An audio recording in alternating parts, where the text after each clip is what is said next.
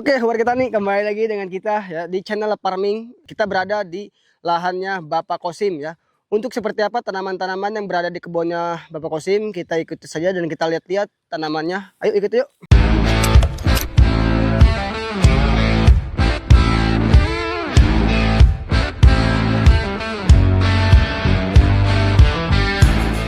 Oke, warga tani, ada terobosan baru untuk pengairan di sawahnya ya. Barangkali kan kita tidak selamanya hujan terus, ada juga di kemaraunya. Ini salah satu terobosan untuk pengairan sawah yang tidak menggunakan alkon ataupun diesel ya. Jadi di sini secara manual tinggal digeser saja pipanya, ntar dia bakal masuk ke sawah tersebut. Nih, caranya gini aja, tinggal di tek tuh. Seperti itu inovasi dari petani sederhana.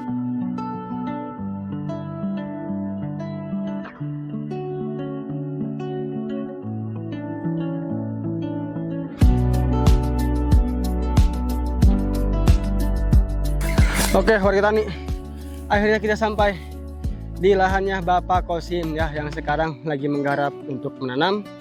Dan ternyata saya lihat di sini yaitu mantang ataupun ubi jalar ya. Untuk seperti apa prosesnya, yuk kita ciduk Bapak Kosim. Pak, punten Pak. Iya. Dengan Bapak siapa? Pak Asnan. Pak Asnan. Oke, Bapak Asnan, izin bertanya-tanya ya sedikit soal pengolahan tanah untuk tanaman umbi. Umbi ini umbi jalar ya? Iya. Oke, untuk prosesnya ini sekarang lagi dicangkul ya? Iya. Manual aja ini. Ini untuk lanjaran untuk ubinya ini udah berapa hari kira-kira ini proses pembukaan lahannya? Baru seminggu. Baru seminggu. Berarti sama yang di atas ini ya semuanya seminggu. Oke, Bapak Asnan, untuk umbi ini kalau boleh tahu perkiraannya bakal jadi warna yang putih, yang oranye apa yang merah kira-kira ini? Yang oranye. Yang oranye ya. Iya. Kenapa, ada alasan kah untuk memilih umbi yang oranye?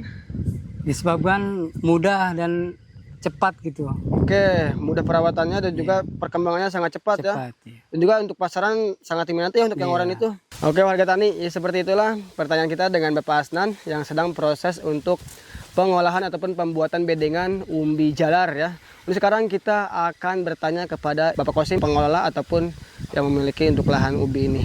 Yuk, untuk seperti apa pertanyaannya, kita lanjut dengan Bapak Kosim. Oke, warga tani, jadi ini kita sudah berada dengan Bapak Kosim yang pengelola ataupun yang pemilik lahan untuk umbi jalar ini ya. Kita akan bertanya-tanya dengan Bapak Kosim beberapa pertanyaannya.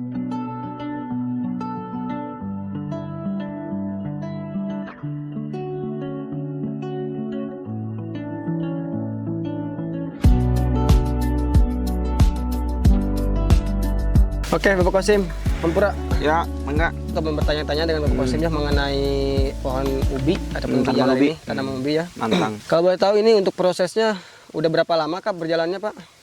Kalau yang atas ini emang pakai head traktor tangan ya.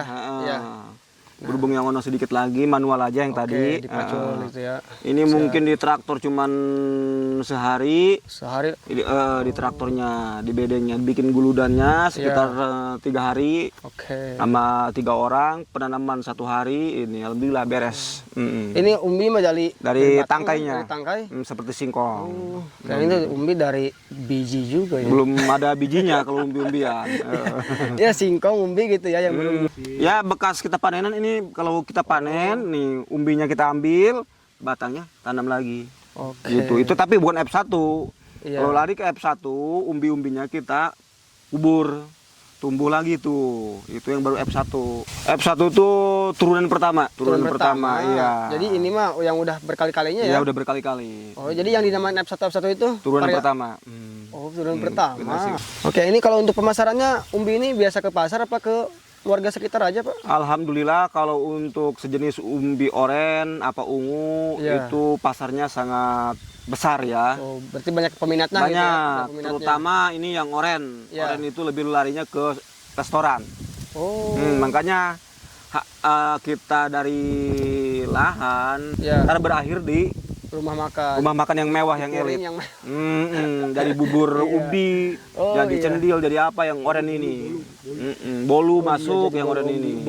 Dibanding jenis umbi yang lain.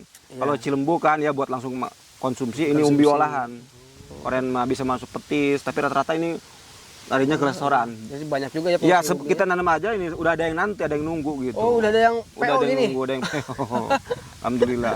Kalau untuk proses ini dari awal tanam sampai ke panen kira-kira butuh berapa minggu ya? Berapa bulan gitu? Kalau umbi bisa 2 bulan 3 minggu, 2 bulan 3 minggu. bisa 3 bulan, tergantung cuaca. Oke. Kalau cuaca hujan terus, ya, kalau panas terus, itu bisa kuat 4 bulan, 5 bulan. Oh, berarti kalau panas lebih lama gitu ke panen ya? Panas sama hujan sama. Kalau ada panas, hujan itu umbi rusak. Oh gitu. Ada namanya apa disebutnya penyakit ulat gitu ya, bisa masuk ke bawah tanah makan umbinya. Lamun cek bahasa lemurnya mata lanasnya. Lanasnya. Betul, pahit. Jadi yang itu ya sebenarnya itu bakteri ya, Bakteri. yang menyerang pada umbinya. Tapi kalau panas aja terus. itu kuat 5 bulan. Kalau hujan aja kuat juga itu. Oh, berarti yang menyebabkan bakteri itu jadi Sering pergantian cuaca. iya, pergantian cuaca itu ada kadang besoknya sekarang hujan, besok panas. Tapi kalau untuk stabil terus Itu umbi bisa juga, kuat 4 bulan sampai 5 bulan, bahkan umbinya bisa besar. Satu itu bisa tembus 1,5 kilo. Wow. Satu umbi. Umbi itu Yang ya. kita panen kemarin itu alhamdulillah ada 1,5 kilo satu. Satu. Gede-gede.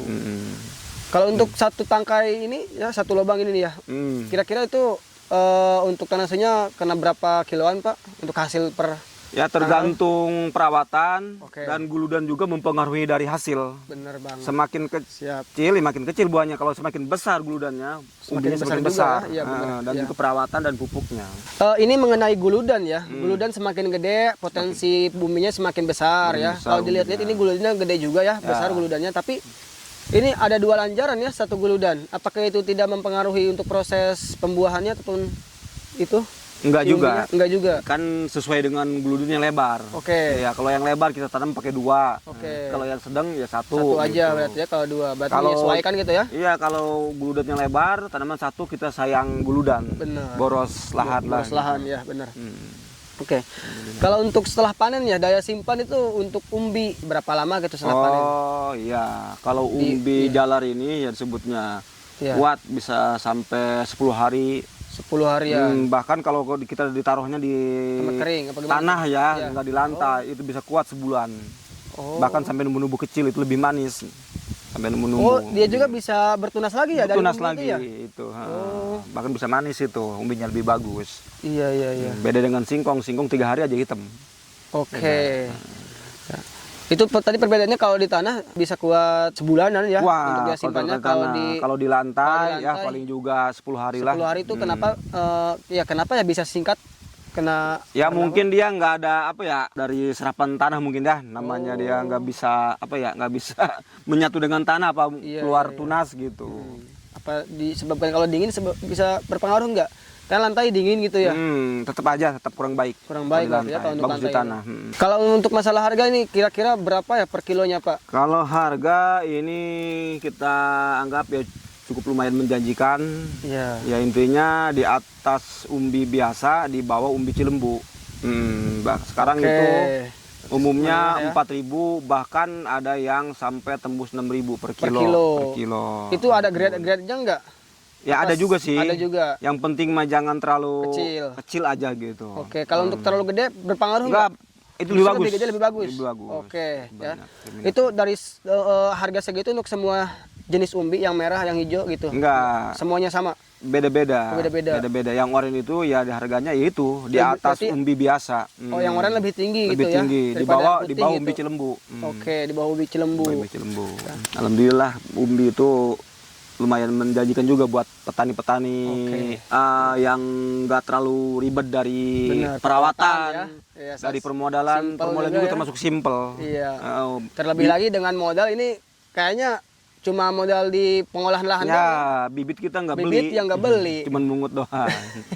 Bibit tinggal ambil ya, mau tanam sebanyak-banyaknya Iya, juga iya. bisa. Enggak harus Cuman ada beli bibit-bibitnya. modalnya modal kemauan, Iya. ya perawatan, pupuk doang sedikit. Oke. Obat-obatan juga nggak perlu kayaknya. Emang iya ya, umbi emang Ada mungkin. untuk hama ya hama kira-kira Hamanya ini. nggak terlalu banyak, enggak. Untuk umbi. Cuman lanas doang satu hamanya. Oke, kita kembali lagi ke penanaman ya. Kan ini kita petik nih si tangkainya. Itu langsung ditanamin aja apa ditunggu berakar dulu? Untuk Ya itu caranya? tergantung selera. Tergantung selera. Bisa langsung ditanam, bisa kita di bahasa Sunda benih peyem, Ya. biar keluar akar-akar dulu baru tanam gitu. Tergantung selera aja itu, Mbak. Oke. Mbak Jadi Ri. semisalnya kita baru ambil nih Hmm. untuk tunasnya, terus kita pindahin ke bedengan kayak gini. Hmm. Itu sama aja untuk pertumbuhannya? Sama aja lah. Sama aja. Sama aja. Hmm. Oke, berarti kalau dibilang mah umbi itu cukup simple ya? Sangat-sangat simpel. Nggak harus diakarin dulu gitu ya? Nggak Tapi harus kembali lagi dengan tadi teh ya, kalau mau diakarin ya silakan, nggak juga ya nggak apa-apa gitu.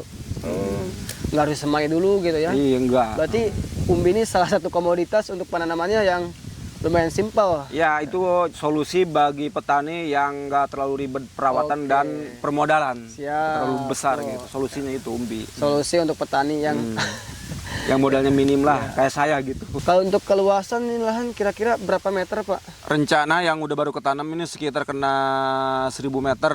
Ini yang ada di sini lahan sekitar setengah hektar. Oke. Rencana mau semua. Soalnya bakal dibuka lagi dah. Buka lagi terus. Mantap sekali Bapak. Soalnya permintaan pasarnya masih tinggi. Oke warga tani ya, untuk komoditas ubi jalar ini ya, sekarang itu kan lagi marak di pasaran, apalagi mengenai ke Ramadan ya. Untuk yang mau bertanam ya silakan, dan juga kalau mau bertanya-tanya soal penjualannya kemana, kita tanyakan kepada Bapak Kosim ya. Ya, untuk umbi Iya. bisa saya bantu untuk masarinnya. Saya banyak link-link apa disebutnya ya, penyalur-penyalur ya. Kalau Tengkulak bahasa masuk nggak tengkulak itu? bakul tengkulak lah. Oke, iya. Dan apalagi sekarang zaman teknologi ya. Iya, Segala sesuatu bisa diupload, diposting di Bener grup-grup. banget. Jual beli itu Iya, gampang banget. Siap. Berarti kita tinggal sekarang tinggal ada kemauan, ada lahan gitu ya, Iya, garap, ada tanemin, hasil, tuh, ya, nah, ada hasil, panenan, kita posting mantap di grup sekali. mana langsung tengkulak yang jauh pun bisa Pasti tahu datang kita ya. punya produk. gitu. Iya. Jadi seperti itu warga tani ya. Kalau ada kemauan adalah langsung saja digarap, tanemin apa aja yang dibisanya. Oke Bapak Kosim, ada pesan-pesan untuk petani-petani di luaran sana? Ya, terutama bagi para pecinta tani, jangan gengsi, jangan malu, karena petani itu pekerjaan yang sangat mulia gitu dibanding bukan dibanding profesi yang lain ya. Iya, Petani siap, itu yang siap. sangat mulia Disclaimer gitu. gitu. Emang ya, benar. Petani itu ya cukup menjanjikan juga kalau kita tahu cara apa ya pemasarannya. Pemasarannya. Apalagi sekarang zaman media sosial ya. Siap, benar. Mana yang diincar pasar sekarang itu kita tanam gitu. Jangan merasa kita kumuh apa, karena kalau kita ada kemauan, semangat tinggi, apalagi kita ingin punya produksi besar, itu hasilnya juga bakal besar. Alhamdulillah. Terima kasih Bapak Kosim ya. Seperti itu warga tani, pesan-pesan dari Bapak Kosim. Oke, terima kasih Bapak Kosim untuk waktunya. Mohon maaf mengganggu ya. Sama-sama. Hatur nuhun Bapak Kosim.